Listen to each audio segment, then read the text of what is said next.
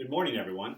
Over the next several weeks, as we close out this semester, our main focus is going to be to expand the number of functions and the types of functions that we can integrate, all the while still using what integration provides us.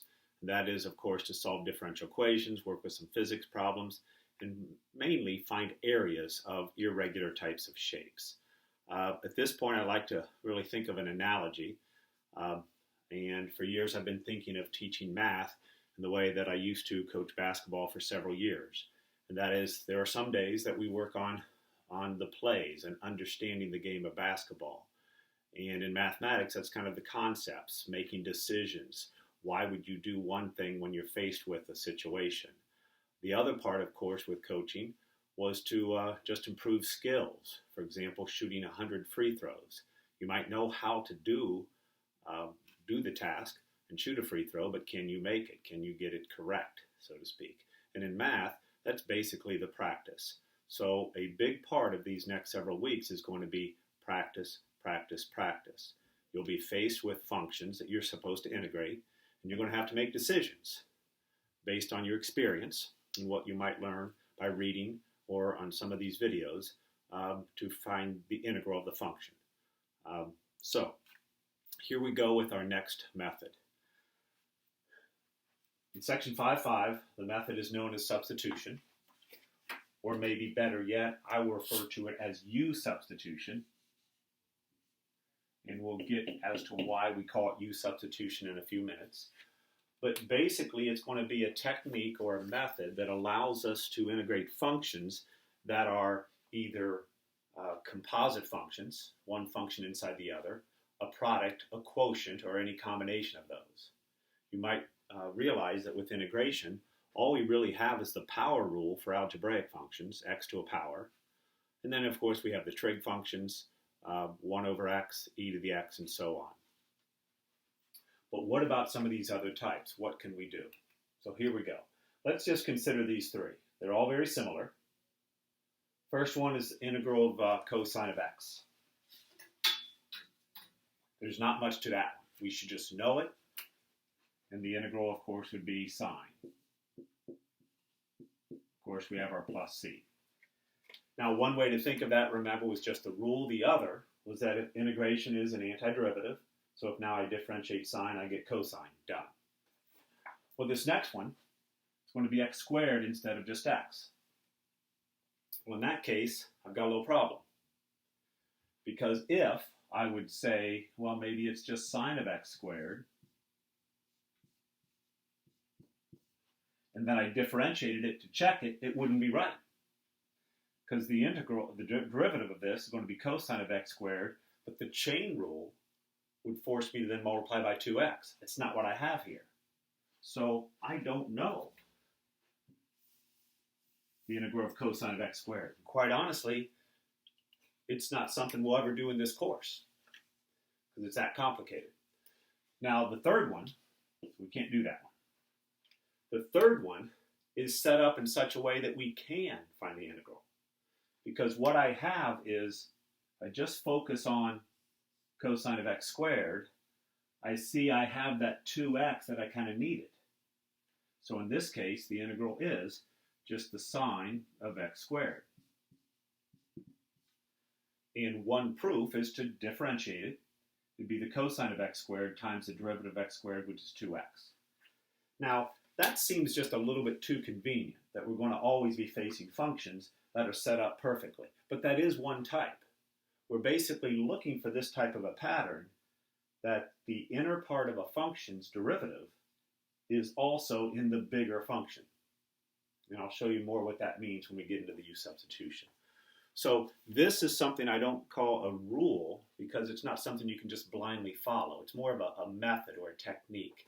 You have to make a decision about whether or not you can notice this pattern. And sometimes you can, sometimes you can't. If you can't, we'll deal with the U substitution. So the rest of this time is going to be spent just looking at examples. Because again, I think experience is the best way to get comfortable with these topics. So let me write a few up here. First one was going to integrate x squared plus 1 cubed times 2x. Now, of course, one way to do this would be to expand x squared plus 1 cubed, multiply it by 2x, and then just do it kind of as a polynomial, term by term by term. I don't want to do that. I want to think of this as being the function I'm really integrating. But in order to just integrate that blue box, I have to have its derivative as part of the bigger function, and it turns out that I do.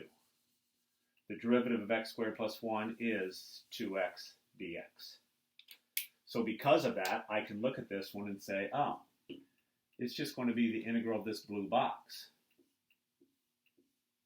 which is really 1/4 the blue box to the 4th power. But that blue box is x squared plus 1. And there's my answer.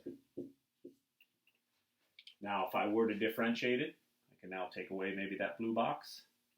If I find this derivative, 4 times 1/4 is 1, x to the 2nd plus 1 to the 3rd power, times the derivative of x to the 2nd plus 1, which is 2x.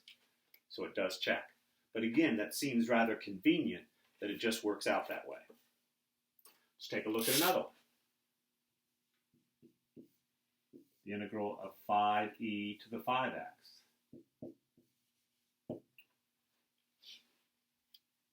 Same thing kind of applies. If I just think of this as just one quantity, I know that the integral of e to a power is just itself. Now the big question is that enough? Do I have to adjust it? Well, it turns out that the derivative of e to the 5x is e to the 5x, then times 5. Again, this is going to be the derivative of what's in that blue box. So we have the second one based purely on recognition. Now, of course, you might be thinking, well, what if it's not? What if we don't have something that we recognize? What if we have x squared plus 1 squared x dx? Well, in this case, it's similar to the first one, but I don't have the 2x. I only have an x. I'm going to show one technique that some students like, some don't, but I'll at least let you see what it looks like. And that is realizing that I would love it if there was a 2 in front of this x. So I'm all powerful in math, so I'm going to put a 2. Well, we know that we can't do that without adjusting. So I multiply by 1/2. Again, as I've said before, in life, you can make all sorts of decisions, but you have to live with the consequences. My decision is that I wanted a 2 there, so I put it there. Mathematically speaking, I have to compensate by multiplying by 1/2. Because, of course, these two multiplied together, they would just cancel. Now I can go ahead and integrate it. Using a rule of keeping the 1/2 as part of kind of my answer, I'm just integrating x squared plus 1 to the 2nd, which is going to be 1/3 x squared plus 1 to the 3rd, plus c. And once again, you can check it very easily. If I differentiate the 1/3 x squared plus 1 to the 3rd, I would get simply x squared plus 1 to the 2nd times 2x. Multiply it by the 1/2. The 2's cancel. You end up with my original function. So this is a quick preview of some substitution problems and functions that up to this point we either would struggle to integrate or couldn't without this method. What I'm going to do is take a quick little break, and then I'm going to come back with a part 2, which will have some more advanced examples of using this substitution. And I'll get into why we many times refer to it as U substitution, not just substitution.